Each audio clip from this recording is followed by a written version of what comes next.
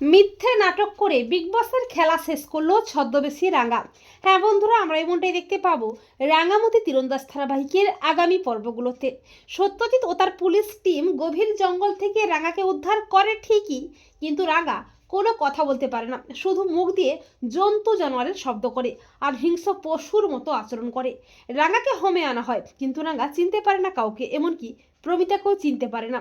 অপরদিকে শ্যামের বস বিগ বস শ্যামকে বলে যেভাবেই হোক ওই মেয়েটাকে মেরে ফেলতে হবে, সেও রাঙামতি হোক বা না হোক। তবে বৃন্দার মনে খটকা লাগে। বৃন্দা বলে আমি শিওর ওই রাঙামতি, এটা ওর কোনো নতুন চাল। এরপর রাঙাকে হোমে রাখা হয়, আর বিগ বসের প্ল্যান মতো শ্যাম তার ভাড়া করা গুন্ডাদের হোমে পাঠায় রাঙাকে শেষ করে ফেলতে। কিন্তু রাঙা আচ্ছা করে সাহায্য করে শ্যামের গুন্ডাদের। এরপর মাঝরাতে রাঙা সুযোগ বুঝে হোম থেকে বেরিয়ে যায়। অপরদিকে মাঝরাতে বিগ বস যখন আনন্দ মজা করছে, নতুন করে চক্রান্ত করছে, তখন ছদ্মবেশী রাঙা রুদ্রমূর্তি নিয়ে তীর নিয়ে বিগ বসের সামনে হাজির হয়। ছদ্মবেশী হিংস্র পশুরূপী রাঙাকে দেখে ভয় পেয়ে যায় বিগ বস। বিগ বস ভয়ে আমতা আমতা করে বলে, কে তুমি? তুমি এখানে কি করতে এসেছো? কেন এসেছো? চলে যাও, এখান থেকে বেরিয়ে যাও। তখন রাঙা বলে, চলে যাবো বলে তো আসি নাই রে, আমি তোর জমটো এসেছি রে, তোকে শেষ করতে তো এসেছি।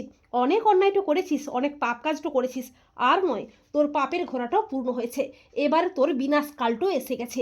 তোর মতো শয়তানটাকে বিনাশ করার লিগেই তো রাঙামতিরও এখনো মরে নাই রে, বেঁচেটো আছে। রাঙামতিরও জঙ্গলটোর মেয়ে, তাই তাকে মেরে ফেলাটো অত সহজটো নয় রে। এরপর রাঙা তীর দিয়ে বিগ বসকে আচ্ছা করে শাস্তা করে। তো বন্ধুরা, তোমরাও এটাই চাও তো যে মিথ্যে নাটক করে বিগ বসের খেলা যেন শেষ করতে পারে ছদ্মবেশী রাঙা?